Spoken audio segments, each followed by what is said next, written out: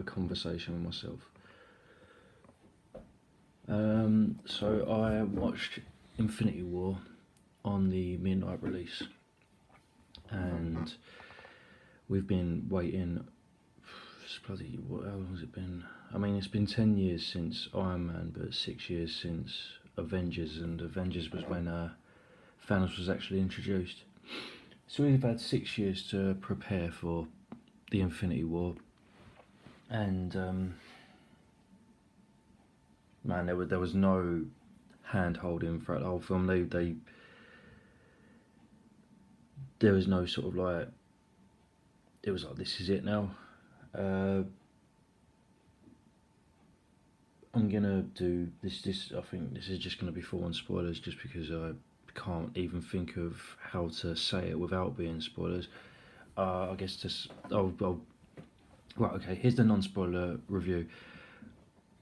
If you've seen all of the previous films, like, just go and watch it. It's probably the best film I've ever seen, and it's one of the best Marvel films I've ever seen. Like, it's hard to say that because Spider-Man: Homecoming, but that's just because I love Spider-Man. But he's in this as well. Right, okay, now I'm going to be doing spoilers, so you can leave. I'm just waiting. If you're like trying to get rid of it and you're like, oh, I don't know, it's frozen. Right, I'm waiting. Right, okay. Turn it off if you can't come out of the app. Right. Now I'm into spoilers. Okay, so you gone?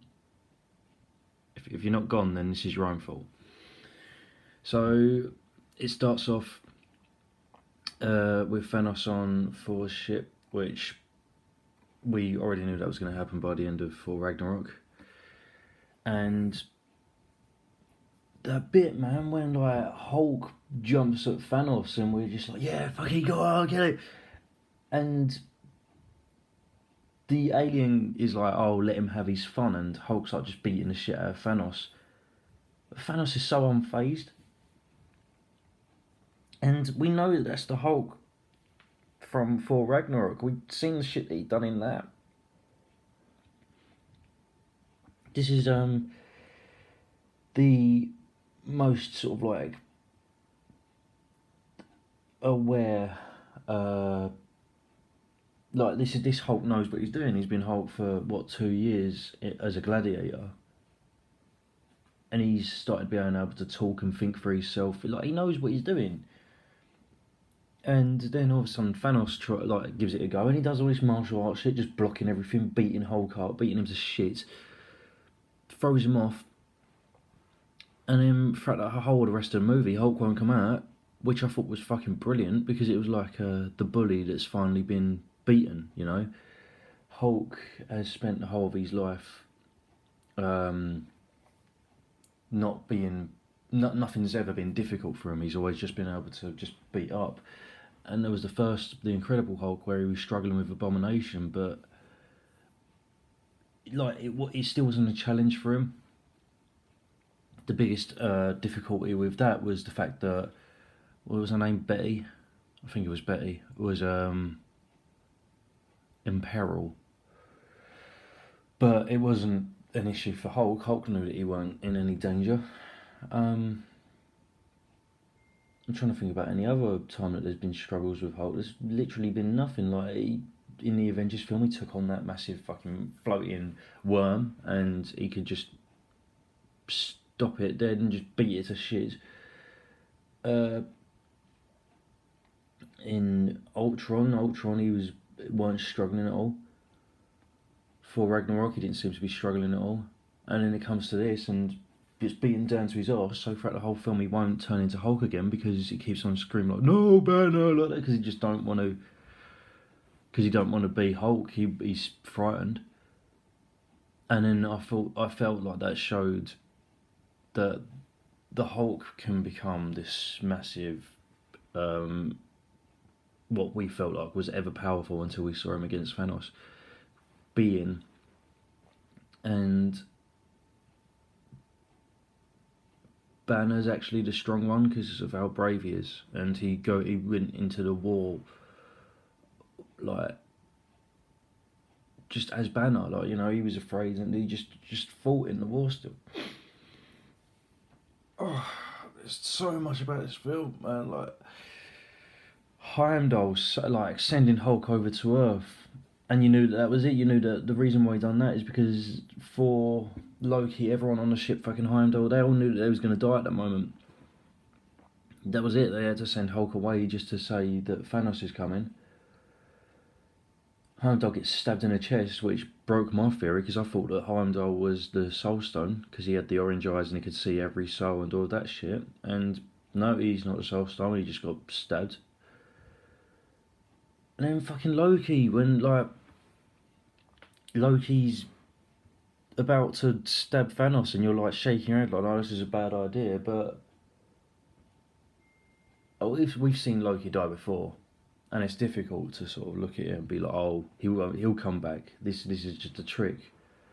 I don't know. It felt real. Like they broke his neck, showed him dead for a couple of minutes, and then blew up the ship just to be like, yeah, he's definitely dead. And then after that, fucking Bruce Banner as Hulk slam. No, Hulk has. Let me say that again. Hulk slams into Doctor Strange's building and then turns back into Bruce Banner. And when Doctor Strange looks in, Bruce Banner says Thanos is coming. Now, if you've read the Infinity Gauntlet, you would know that this is a straight up reference of when Silver Surfer crashes into Doctor Strange's building and says Thanos is coming. And I thought that was such a good sort of like reference, callback. Like they always do. They do this sort of like this. They really pay attention to the details, and there's all of these Marvel fans that have never read a comic, but the directors and the people who work with it, these films still they still cater to the comic book fans, which I think is fucking brilliant. And then what happens after that? Jesus, I'm probably going to be skimming past so many things, but oh, I was gonna do the review straight after the film, and I just couldn't. I felt every emotion I could possibly feel within this 2 hours 30 minutes, and it left you feeling like shit, which is good. It's brilliant that they finally able to get you to feel like that. I don't know whether you feel like that as well, but you know. I'm feeling like I have to say this because I feel like I have a dirty secret, and it feels like this is like fucking therapy or something, being able to actually say the shit that's going on. I keep on looking over my shoulder like, oh shit, can anyone hear me? So that shit happens, and then they meet up with Tony Stark and say it to Tony Stark. And then this ship comes down, this ship that looks like a massive fucking polo mint. Because they're going to collect the time stone. Because basically Thanos is saying like, oh look, I'll split up this team. Because we know that there's 2 stones on Earth and other stones in other places. So these aliens come down and then they try and get Vision and Scarlet Witch, don't they? Vision, for some reason, looks like a human now. They don't explain that, but there was points, right? So there was the point when Doctor Strange was on the alien ship, like later on in the film, where I was like, why couldn't he just make a portal? I'll get to this bit in a minute. And then they solved that question straight away. I feel like if they just left that question floating there, then you would get a bit pissed off. But then there was this bit with Vision when it's like he was this human, whatever. And then something happened, like he got punched or he got hit with magic or something like that. And then straight away he just went back to being Vision again. And you was just like, oh, it was just a way for him to disguise himself. You don't need to explain how he was able to do that. You just knowing what it was for helped solve the issue of why he was looking like that. So then these aliens start beating up Vision, and you're like, fuck. I thought that was it. I thought that they was going to rip it out right there and then, because they kept on getting fucking close, and Scarlet Witch, who's probably the most powerful Marvel character so far before Captain Marvel comes, or yeah, it's Captain Marvel on it. But she's not aware of how powerful she is yet.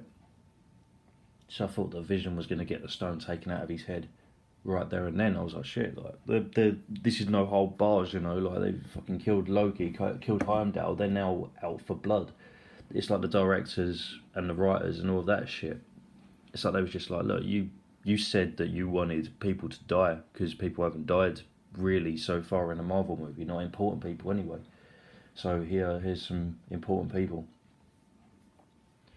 But then Captain America comes out of nowhere as, what do they call him now? The Nomad. But they didn't call him anything really. They just kept on calling him Steve, or I don't know whether I heard Captain America, but I heard Captain America probably more than I heard the Nomad, because they didn't say the Nomad once, and I was listening out for that shit.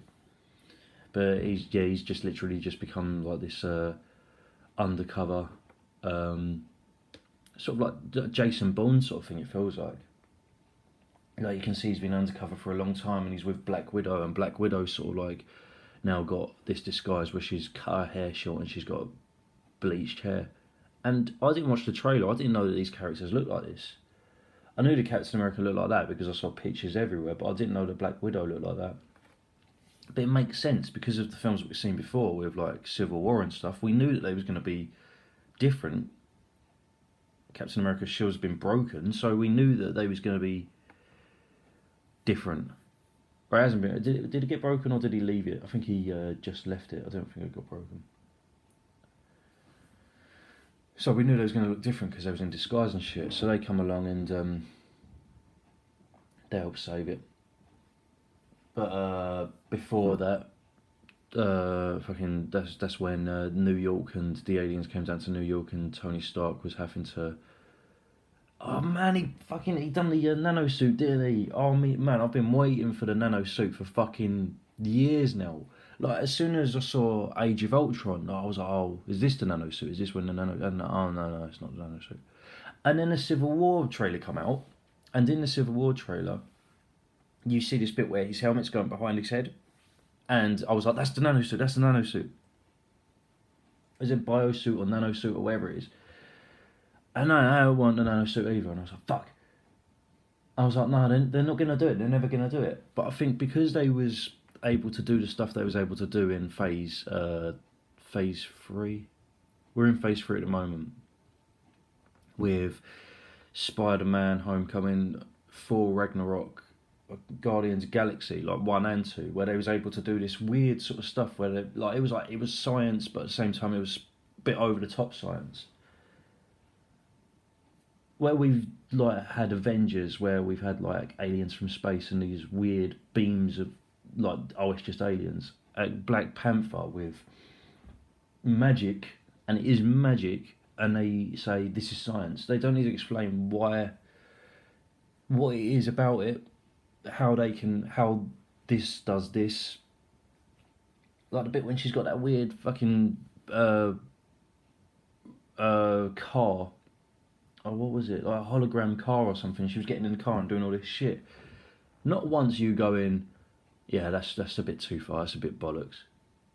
The bit when they had the capes, I'm talking about Black Panther now, but the bit when they had the capes and they was like pulling the capes over and it was shields. And you're like, yeah, that's a bit stupid. Because you're looking at it and you believe in it. So now we're able to have things like the nano suit. We're able to have things like these fucking massive polo spaceship in the sky. And like you're just looking at it and you're just like, well, like Stan Lee said, when Stan Lee was in driving a bus, he went, "What's the matter, kids? You never seen a spaceship before?" It was fucking brilliant, mate. And Stan Lee's cameo was right at the start of the film. It was fucking amazing. But Spider-Man again, oh, I fucking love Spider-Man. The bit when he jumped out of the bus and he swung under the bridge, but he pulled on just his mask and he still had his clothes on, like his normal clothes.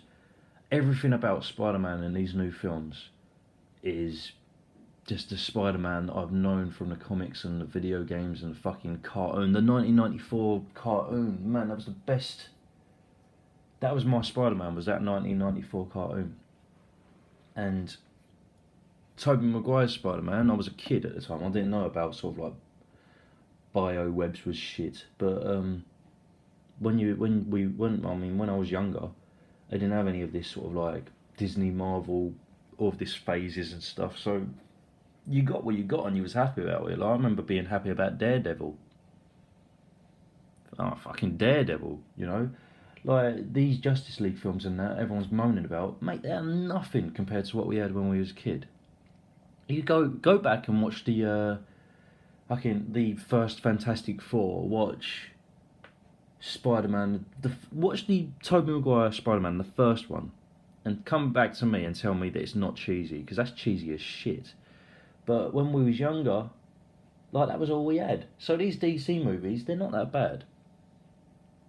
But so Spider-Man's swinging along, and he's like exactly how Spider-Man should be, and it was fucking brilliant.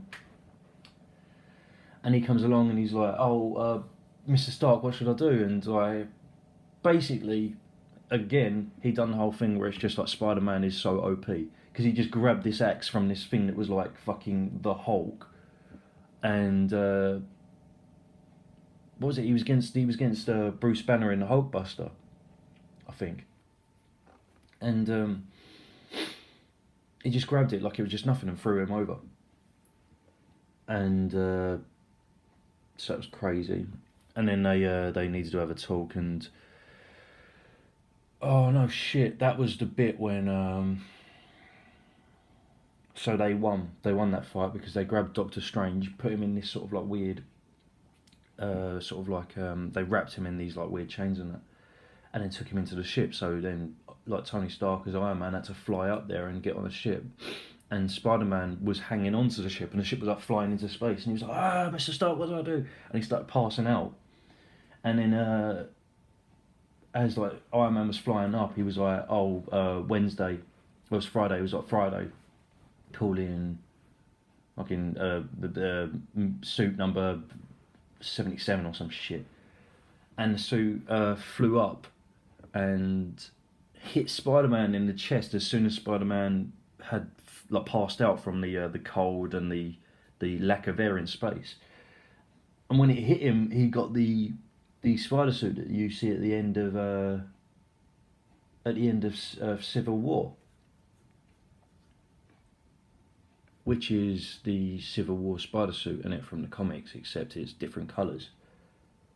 But as you see further in the film, it is the Civil War spider suit because it's got the fucking the spider leg things coming out of his back. Man, that was fucking brilliant. I didn't expect that they was going to do that at all, and it was the best shit. Spider-Man in space doesn't sound like it works, but oh my fucking god, it worked. So then Iron Man says, "Right, you're done," and hits the parachute, and he's like, "Just go home." But then Spider-Man, being as sort of stubborn as he is and just wanting to just help out, manages to get on the ship anyway. And then that's when we get to the bit where it's like Vision and Scarlet Witch and then Captain America and all of that shit. And they don't end up getting it. Black Widow and Captain America sort of like put them on their knees like these aliens, and they say, you're never gonna have the chance to kill us or be at the point you're gonna kill us again. This is it. That was your chance." And then they beam up, and you're like, "Fuck." So then some other stuff happens that I can't remember, and then we go back to, I think that's when Guardians of the Galaxy shit happens, and the Guardians get a signal that's from Thor's ship. They keep on jumping from one segment to another to another to another, and in the comics sometimes that don't work. Like there was a comic, not the Infinity Gauntlet, there was the comic Infinity, and man, I couldn't read that all the way through. I got so lost because it just kept on jumping from one person to another, and I was just like, what the fuck is going on? But in this film they've done it so well, and I feel like they've done it so well because they made Thanos the main character of this movie. So you kept on constantly just looking through the eyes of Thanos, and he was looking at where the Soul Stone was, the Space Stone, the Time Stone, reality, power. Have I missed out one? Probably. And because of that, when it kept on jumping to these different people, you knew that it was okay. You knew that because it was through Thanos' eyes. You wasn't once lost and wasn't once disbelieving any of the shit that you were seeing. Uh, and it kept on sort of like co-aligning. Like the stories kept on sort of like working together. So it's like we saw the thing with Thor at the start, and then we're now in Guardians of the Galaxy ship, and they're getting a message received from Thor saying we're under attack. So you're like, oh shit, they're going to them. But we've just come from Iron Man and Spider-Man in space. So it's not really, you're not really disillusioned by it all. You're not getting thrown off.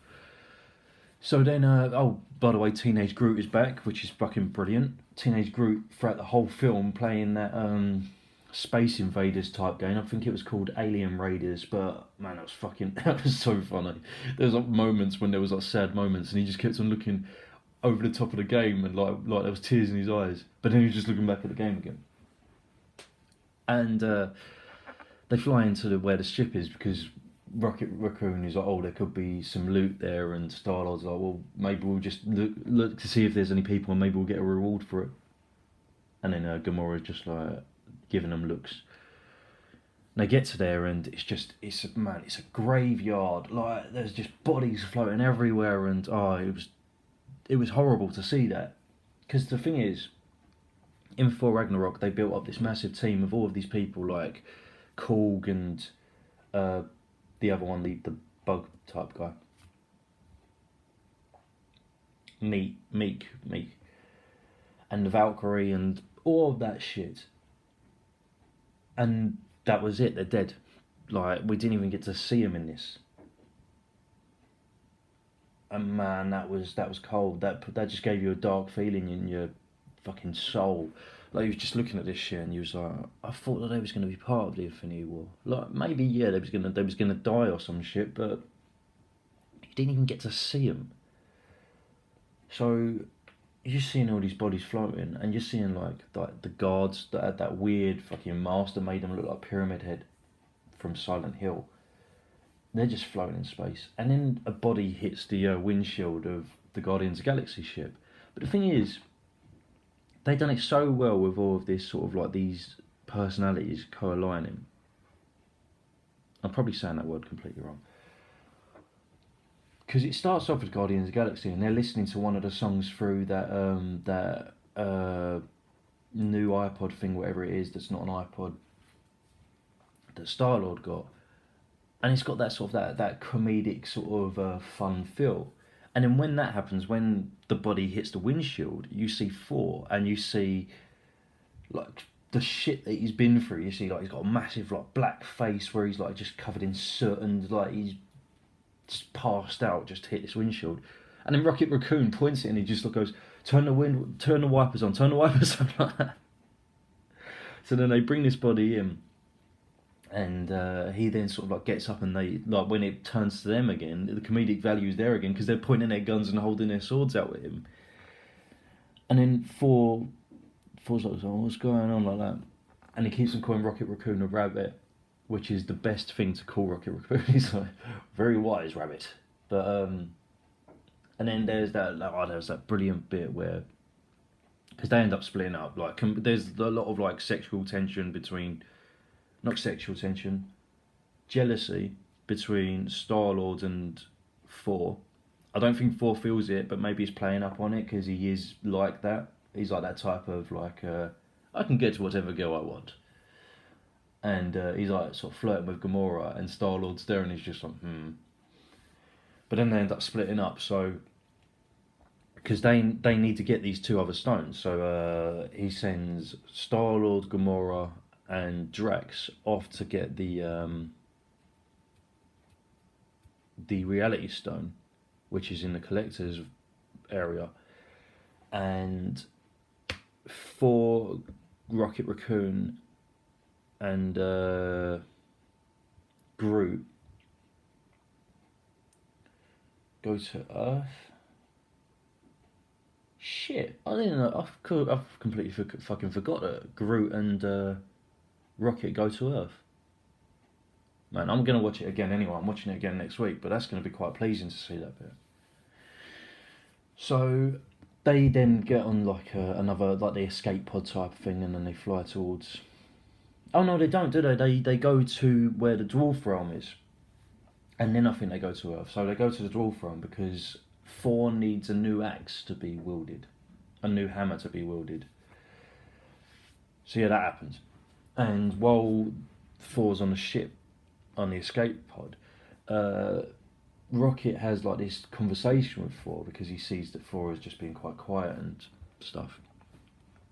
And then you hear Thor sort of like recite the shit that happened in Ragnarok, and he goes like, yeah, my dad died, and it turns out I had a stepsister, and yeah, she was evil. She basically killed my best friends, and then now she's dead.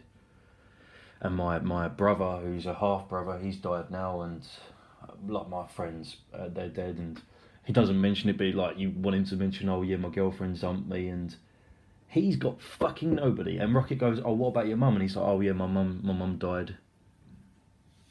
And you're just there, and you're like, shit. Like, Ragnarok was one of the funniest and best films of this year or last year. I think it was this year. But when you take it out of context of it being a comedy and stuff, he's had some shit go on to him recently, hasn't he? Like, he's probably one of the biggest characters to have the most lost so far. The most loss so far. So then yeah, then they go to this dwarf realm, and like all the dwarfs have like been killed off by Thanos, because turns out they made the Infinity Gauntlet, which is really good to have that question answered, because the one that was in the in Thor's vault is was a fake one, wasn't it? So but the last dwarf left is the Dwarf King, and Thanos has like melted his hands, and it's really sad because like this dwarf's like, I cannot use my hands, I am not a welder anymore. And then Thor's like, yes you are, it's in your brain, it's in your heart. So then they make an axe, and it's the I can't remember what it's called, but it's the axe from Beta Ray Bill. It's Beta Ray Bill's weapon, which is really good to keep on referencing him. Like, I want them to keep on doing that. Not sure if he would work in this movie, but you know they put the Guardians in the Galaxy in this franchise, so they can fucking put anyone they want in there. Even put fucking Howard the Duck in there, and the Watchers. Like, all this shit, the shit that they've put in there, and you're just like, yep, I accept that. It's crazy. And then goes back down to, might be other missing things I'm forgetting about, but I'll get to it, I guess. And then it gets to Iron Man and Spider-Man and Doctor Strange, and Doctor Strange is being tortured by this OP alien that he's got like wizard telekinesis. Like you can tell he's been old for a long time. You can tell he's quite old. That's what I was trying to say.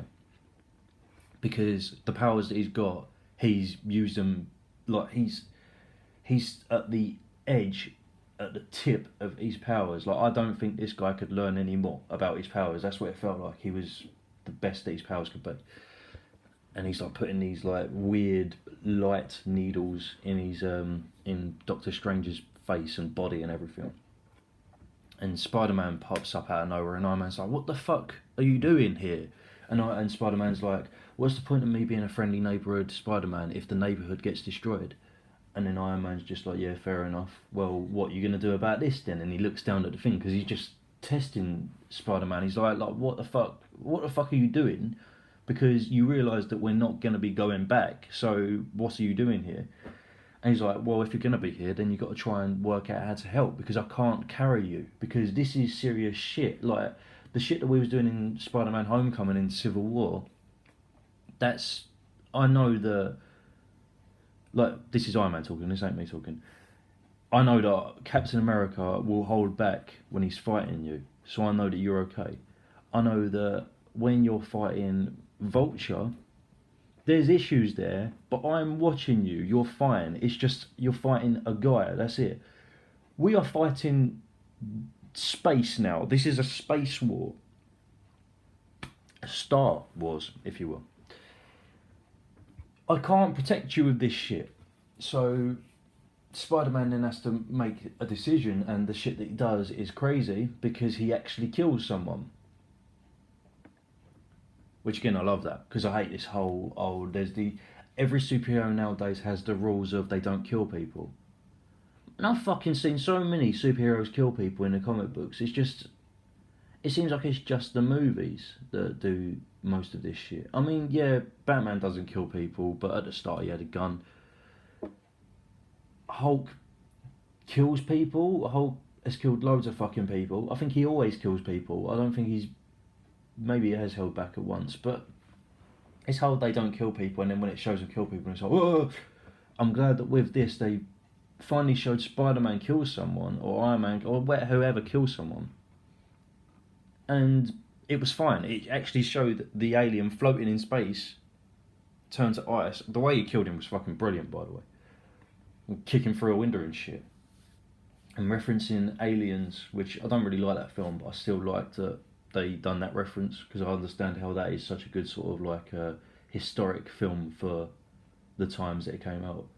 I just don't like it because I preferred Alien 1 where it was the solo alien. It had that more horror stuff. I don't really like the whole army thing, but that's just me. I understand it's a good film, but that was crazy. And then meet with Doctor Strange, and Doctor Strange says the whole like, look, I've got the time stone, and whether it means that Iron Man has to die or Spider-Man has to die or he has to die, he's not letting go of the time stone.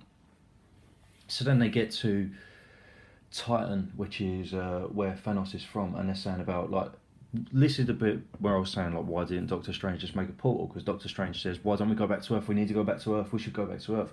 But then Iron Man says, well, you need to we need to go to Titan anyway, because what's the point in Thanos coming to us or us going to him and we'll surprise him?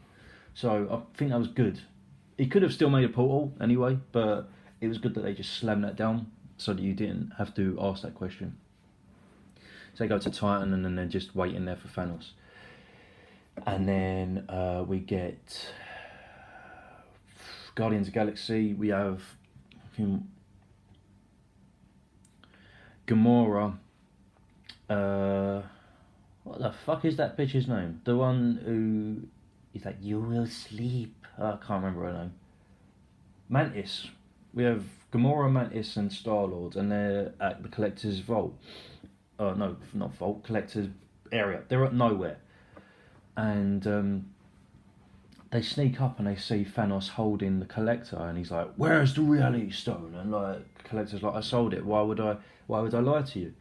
And then Thanos is like, chucks him in like this vault and shit, and Drax is there as well.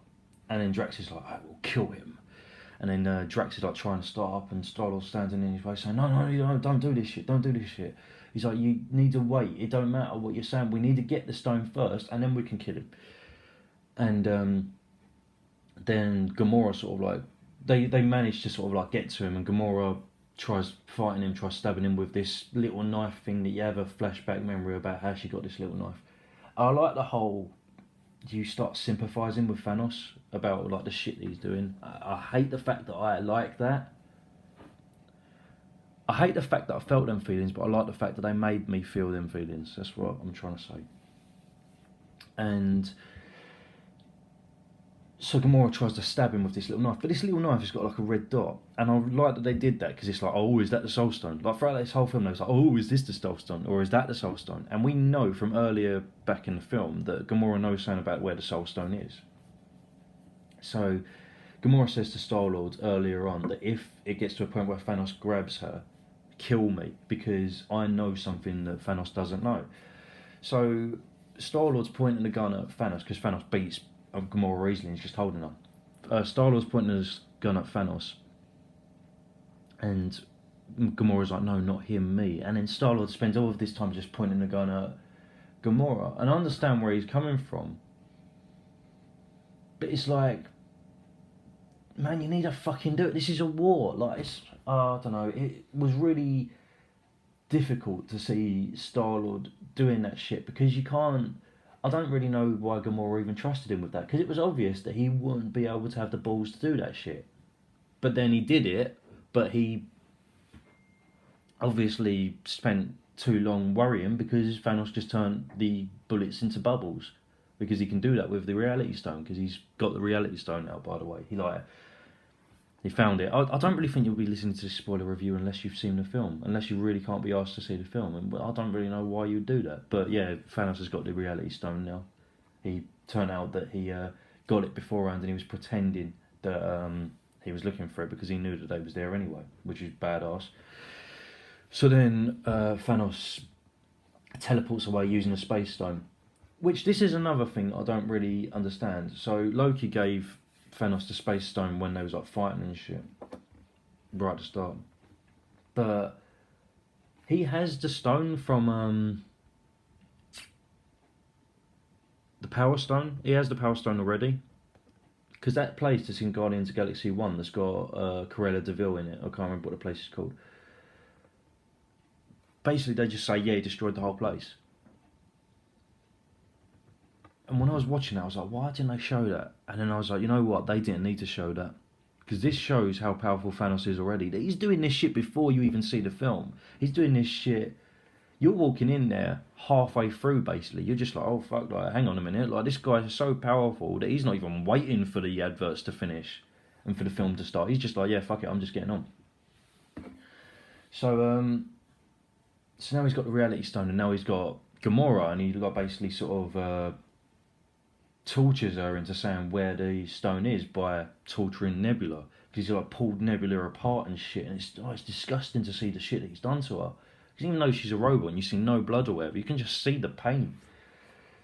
And Gamora says like this random planet where the Soul Stone is. So they go there.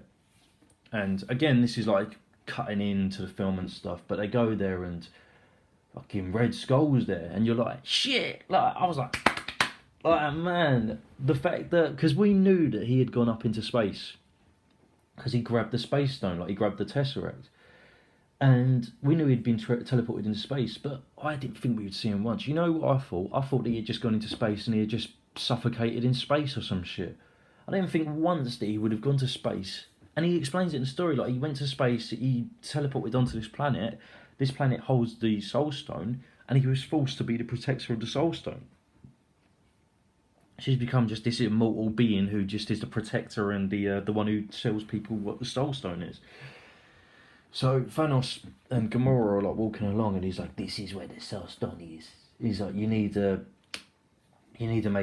sacrifice the thing that you love most to grab the Soul Stone. So Thanos picks up Gamora and throws her off the edge after a couple of tears and stuff. And Gamora's like, no, like that. And you see her dead. You see like this green blood oozing out of her, and you're like, fuck.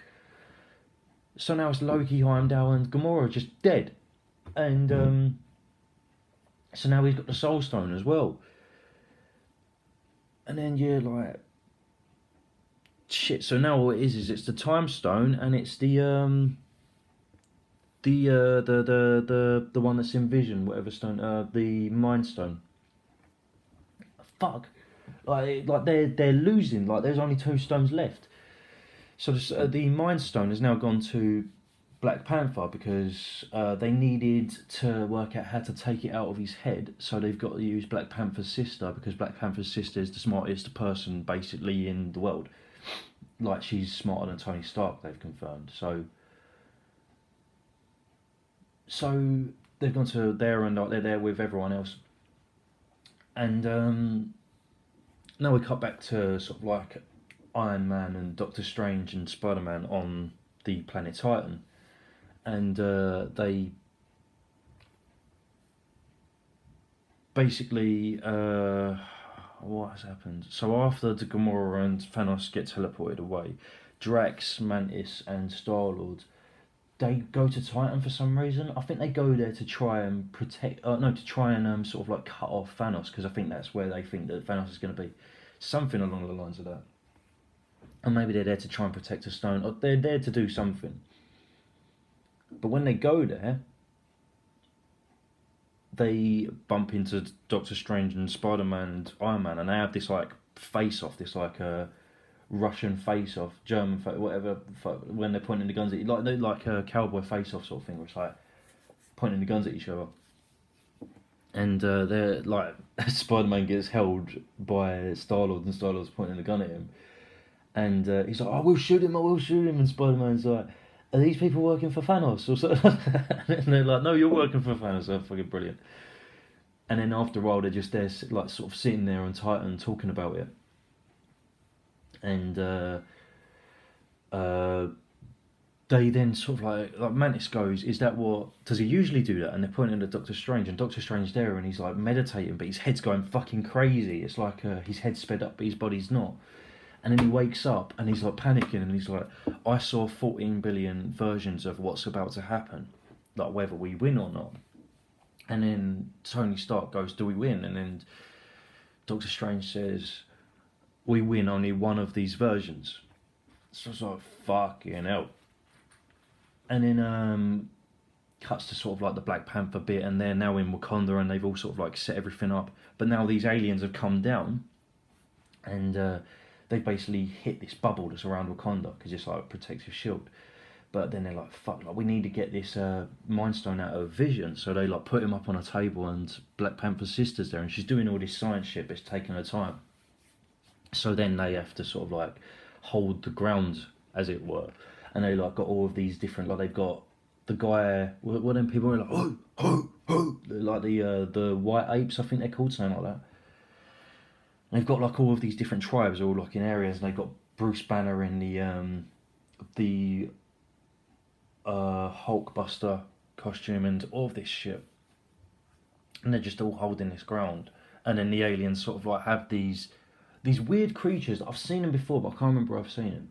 And they're like aliens that have no face, but they've got massive teeth, sort of like venom teeth, and they've got like four arms, and they just look really weird. And they're like, I do know what they are. I can't remember what they're called, but I can't remember what comic they're from. They might be from the comic Infinity.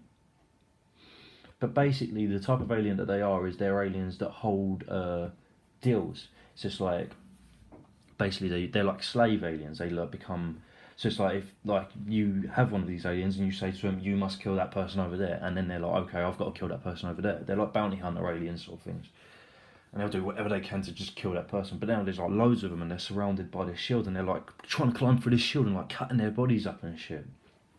And some of them are getting through, but it's like not really working because they just keep on killing them. But then they're trying to run around to the other side of the shield, and they're saying we don't have any protection over on that side, so they're just going to get to Vision. So they have to drop the shield because then they'll only come up to where the people are, where our group is, little Captain America and all that shit. So they drop that part of the shield, and all of these aliens are running through, and we've got the two other aliens from prior who had the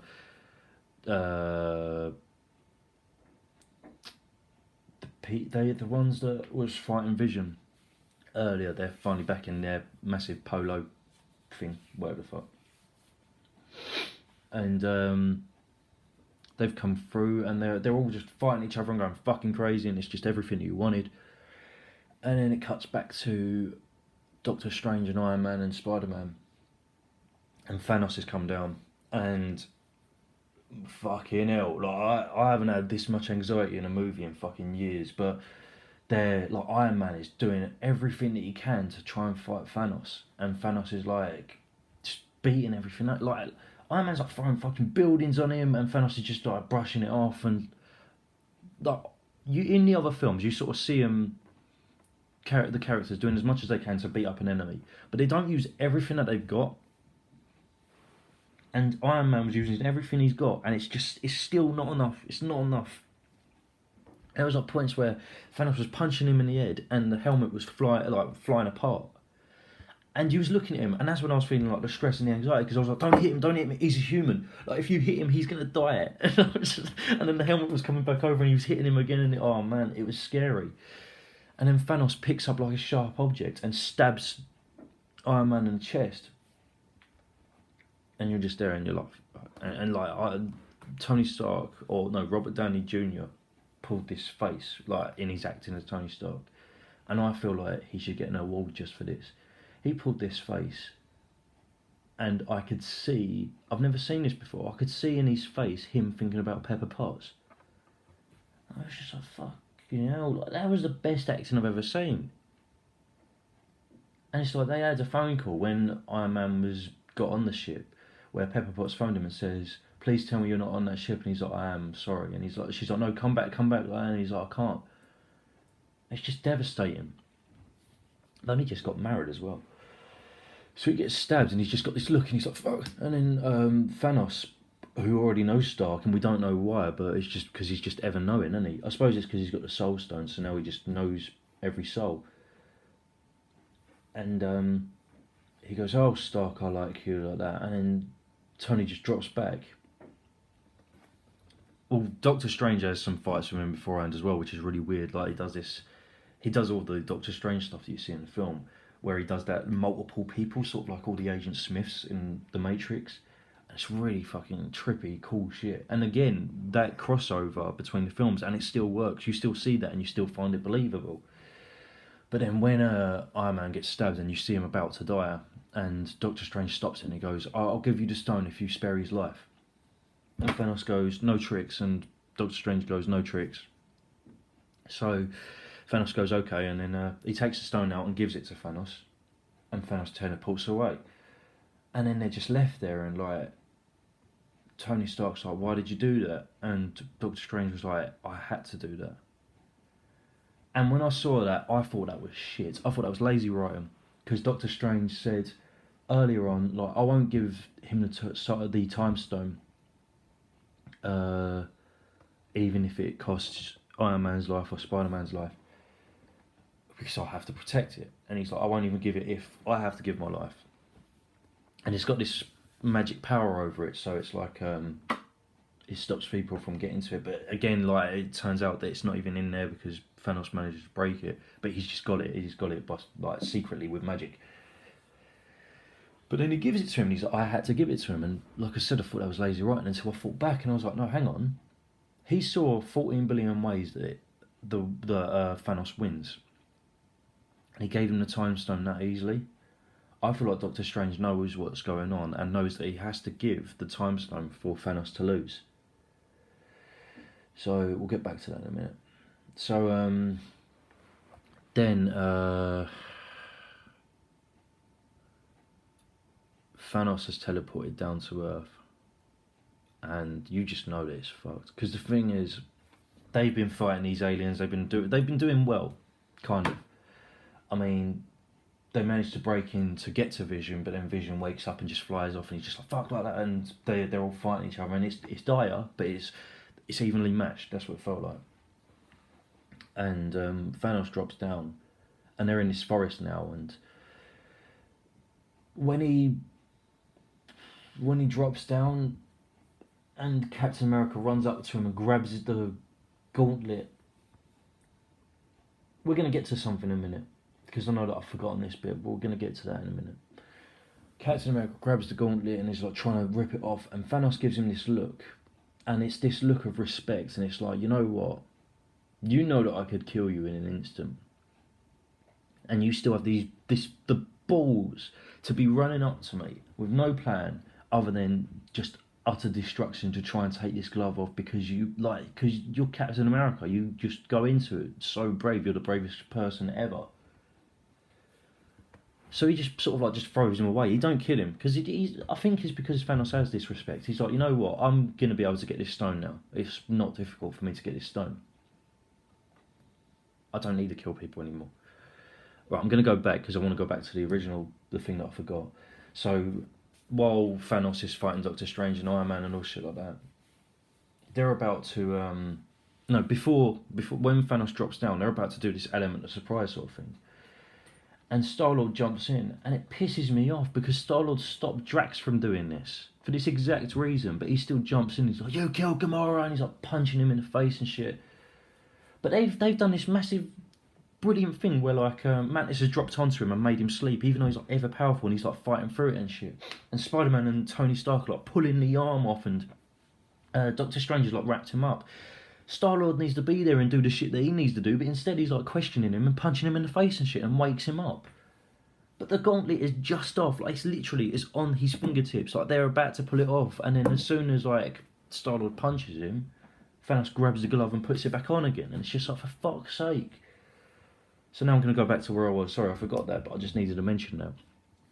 So then they're fighting each other and shit, and Thanos throws Captain America away. I think the Hulkbuster must have come along, but I can't remember, and he must have just beaten that up. Just all of these people. War Machine, I haven't mentioned War Machine or Falcon. Purely because they just do the same shit as they did in the other films. You can, like, yeah, I mean, it was alright. I mean, they just did the same shit that they've done in the other films. I mean, you already know them characters. They're not really characters that seem to really be progressing. They just seem to be just doing their own thing, you know, so not really much to say about that stuff. But, so then they end up fighting and shit. And I'm just going to get up a minute because I just want to ignore that. I just want to get my phone because there's something about at the ending that I don't know, and I just want to make sure I get it right. But then Thanos gets to is going to Scarlet Witch and Vision, who's at the end of this sort of this tunnel of all the characters that we know. It's Black Widow, Captain America, and they're all sort of like facing against it. And Thor's still away, you know. He got this axe and he's like trying to get it to. Oh no, this axe is like getting made still. Rocket Raccoon and Groot. They must still be in this Viking place then. I can't really remember. But so yeah, Thor's getting this axe made and it's like taking time. And like Thanos is like coming along and he's like walking up to Scarlet Witch and Vision. Scarlet Witch does her magic. She's like pushing Thanos away, like nah. And it's getting close, and you know that he's about to get the stone. And then Thor's axe gets made, and then he grabs it, and it gives him the ability to do what Heimdall could do, which is access to Bifrost.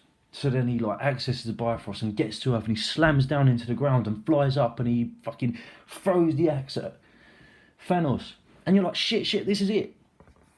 Because this is near the end of the film. We know that this is near the end of the film. He throws the axe at Thanos, and it hits Thanos in the chest, and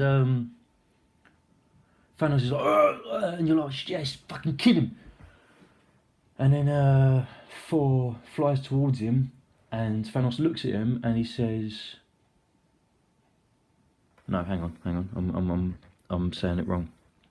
Thanos actually manages to get the stone at this point because he beats Scarlet Witch, and he pulls the stone out of Vision's head, puts the stone in his hand, and Vision just goes back to being an android again. So Vision is dead. Which I didn't really care about, because I don't really care about the whole Vision Scarlet Witch thing, but I understand how it's sad. And then Thor comes along and does that shit. Flies up towards him, about to do the killing blow, and then Thanos goes to punch him. Thor grabs his hand, grabs the other hand, and they're like fighting each other. And then Thanos looks at him and goes, "You should have got the head. Like you should have aimed for my head, basically." And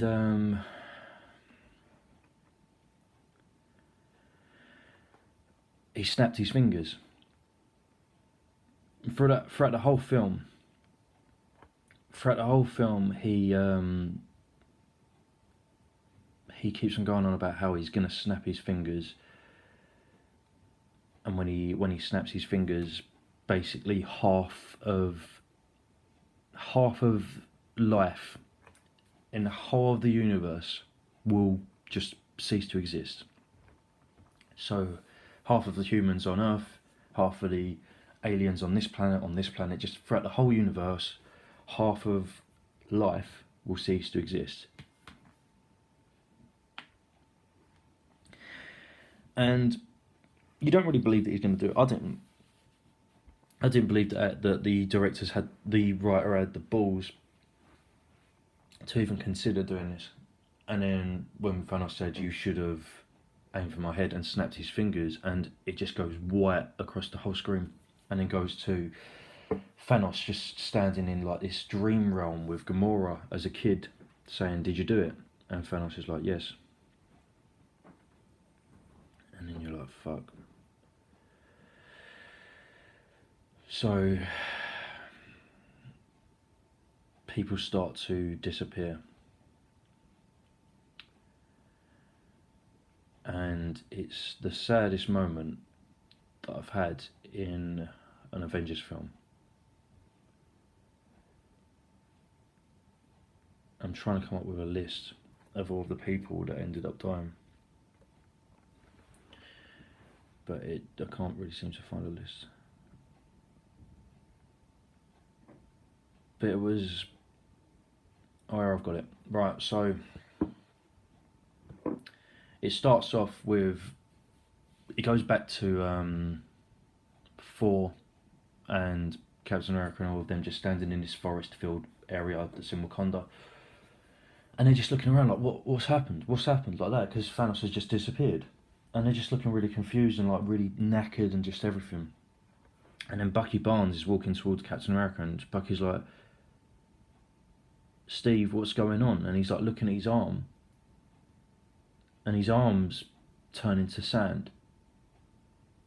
And he's like, what's happening? And then all of him turns to sand and he just disappears just into the fucking air. And then Black Panther is like looking at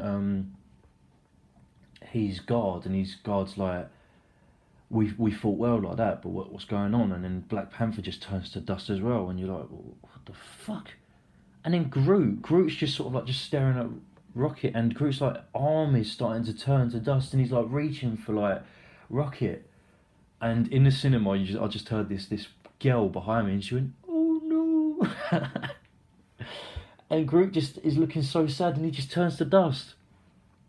And then Scarlet Witch turns to dust, and Falcon, and Mantis, and Drax, and Quill. Because now we're at like the bit where Iron Man is, and just like fucking all of the Guardians of the Galaxy in the bit where Iron Man is just turn to dust. The only one left now is Rocket. And then Doctor Strange looks at Iron Man, and Doctor Strange is turning into dust, and he says, I had to do this. And then he just turns to dust. And then now I'm going to get to the point where I feel like this is why I walked out of the cinema and I just didn't want to talk to anyone. I struggled to sleep. And it was Spider-Man with his mask off as Peter Parker. And he's starting to flake up. He's got flakes coming off of him. And he's starting to cry, and he's like running to Iron Man, and he's like, Mr. Stark, I don't know what's going on, I don't want to die, Mr. Stark, I'm scared, I don't want to die, please. And he keeps on saying please. And in that moment, I felt like I saw my own death. I felt like I felt like everyone saw their own death in that moment, because you know that when you finally die, or when you're finally on deathbed, if it's not instant, you're in this state of bargaining, of panicking, you're afraid, and you're just like, I don't know what's going on. And you're like, please find the cure for this, just find a way to fix this, because I don't know what's going on and I can't do this. And I just felt this pit in me, and I just was like, that was too much, man. And he just turned to dust within, like, in front of Tony Stark's eyes. And Tony Stark knew that he couldn't do nothing. He just was just staring down at him. He was just like, it's alright, kid. And he just turned to dust. And then it's just Iron Man just standing on this planet Titan. And I mean, Star-Lord's ship's on there somewhere, I guess. But if it's not, then what the fuck's Iron Man going to do on Titan? He's just going to starve to death or some shit. But I hope that he doesn't.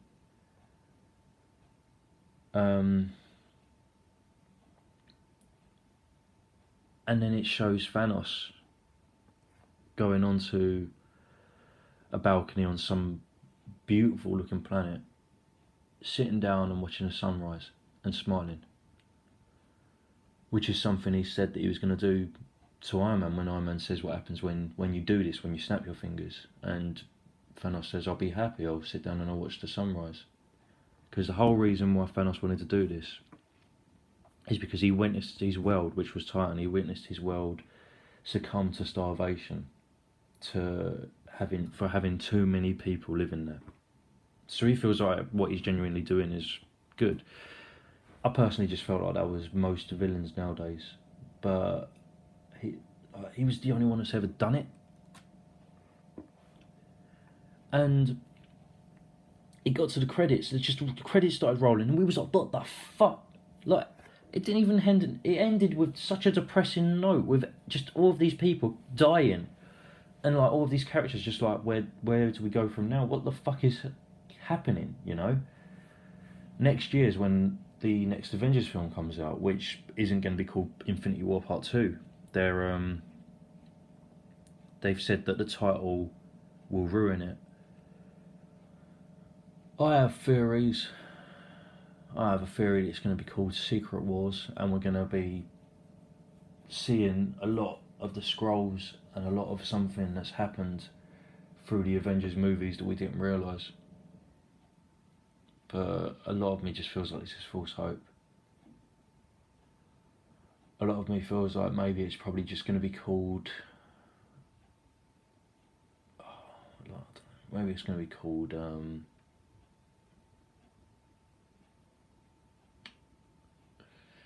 Because they said that whatever the title it is, it's going to ruin what that Avengers film is going to be about, and it's going to ruin the ending of Infinity War.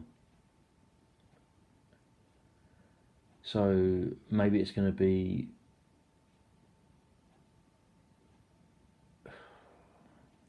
Maybe it's going to be something about fighting Thanos. Like it's going to be like the title's going to be basically saying that Thanos won in the last one, and now the Avengers have to get their revenge. Or maybe it's going to be about sort of like retrieving the gauntlet. I don't know whatever the title's going to be, but they've announced they're going to be announcing it soon. So then we was waiting for the end credits scene, and the first credits rolled like all the cinematic credits in that, and it came up with Infinity War, like the title, and then we was like, this is where the first end credit scene's going to be, and nothing happened, and people started booing. Like it was going, oh,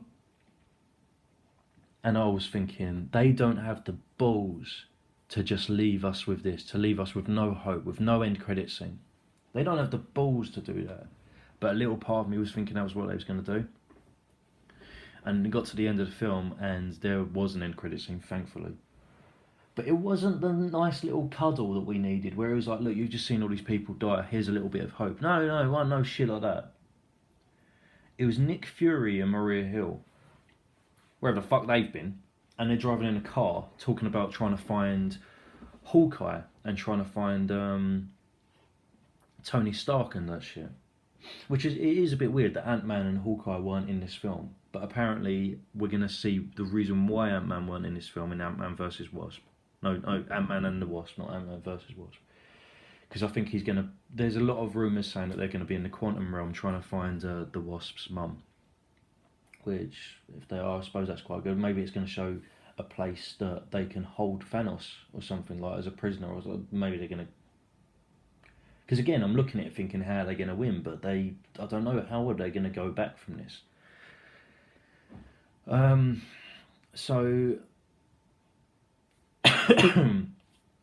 So then Nick Fury and Maria Hill are driving along, and this helicopter flies down and hits a building, and they're like they crash into this car, and there's no one in the car, and they're like, what the fuck's going on?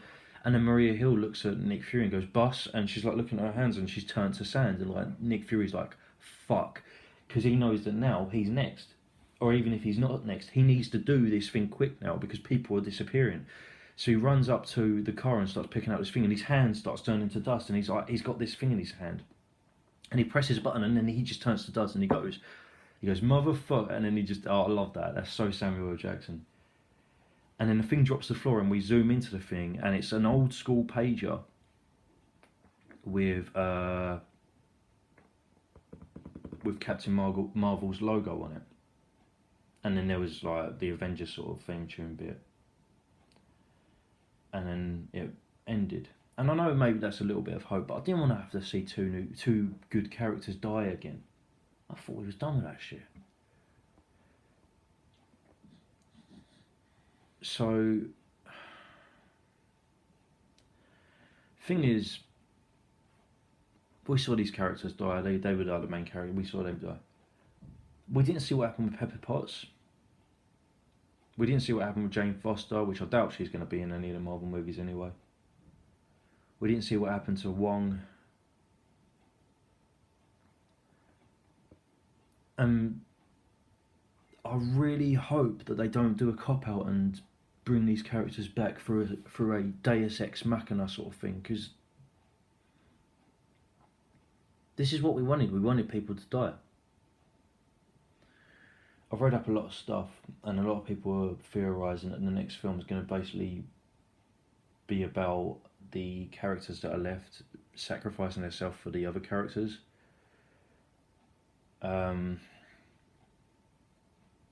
Because the thing is, the characters that died, that turned to dust, were the new characters, the ones that are going to basically be carrying the further films. And there's no confirmation of that, because Guardians of the Galaxy 2 could easily be the Sylvester Stallone Guardians of the Galaxy that was already into Guardians of the Galaxy 3 could easily become the Sylvester Stallone Guardians of the Galaxy that we saw at the end of Guardians of the Galaxy 2. And the new Spider-Man that's going to be coming out could be Miles Morales. It don't need to be Peter Parker. Black Panther could be Black Panther's sister. Like, you can come up with any solution about why these characters could stay dead, and that's why this hit me hard, because I was like, that's my fucking Spider-Man. That's the Spider-Man that we needed, and he's fucking dead. But if you notice, the ones that survived were the original Avengers. They were the ones who, or their contracts are ending soon. Like, they've already, I know that everyone says this shit because they were saying about how Captain America's last film was going to be Civil War, and then lo and behold, oh no, wait, he's in this one as well now. So their contracts can be extended. But there's a lot of like people saying that basically Hulk has only been signed on for, well, we know the reason why Hulk only hasn't had any films other than Incredible Hulk, and that's because the company that owns Hulk refused for Hulk to be in a solo film. Basically, the way that it's worked out is that there was the solo film. I think they've given them only a certain amount of time that the Hulk can be used, and it's coming near to the time of how much you can use Hulk. It's like there was the Incredible Hulk film, there was Age of Ultron, then there was Thor Ragnarok, and according to what people were saying, the last time that Hulk can possibly be in a film is with the next Avengers film. A lot of people are saying that what Tony Stark's vision was is actually going to happen, and they're all going to have to sacrifice themselves. All the original characters are going to have to sacrifice themselves for the new characters. And now people are going to say, well, what about the Black Widow film? Well, they've already announced and confirmed that the Black Widow film is going to be a film based back when she started, that's in Russia. So they could do that shit. And what happened in the Infinity Gauntlet was the way that they got Thor to go. No, they got Thanos. The way that they got this to be reversed is they got Thanos to basically go. They was like, oh, look what you've done. We need you to take it back, to snap it back. What if they say kill the other half instead? I don't know. I don't know where we're going from here. But I've got to close this review off anyway, because I've realised the time and I need to have dinner, because I've got to work. But I'll close this review just by saying I'm going to try to do more stuff like this, because this is obviously where my heart is. I've been talking for 1 hour, 8 minutes about one film. I want to talk more about sort of comic books and comic book films. And I've got this idea for a podcast, but I'm just going to see where that goes, because every time I make promises, I don't keep them. But yeah, so that was Infinity War, best movie ever made, because I can't think of one thing I would change. Because everything that I wanted to change, and no, everything that I said, oh, they done that wrong, they just solved it straight away. So go and watch it, but you need to watch all the other films. Watch it again, because it's just great, and then watch it again and buy on Blu-ray and buy all the fucking collection, because they deserve what they're doing. Like, these filmmakers are the best filmmakers of this era, and they deserve to be shown that, but give them all of the money. But yeah, have a good day, and bye. Oh, why didn't they say Avengers Assemble? Alright, okay, it's not the best one ever. Bye.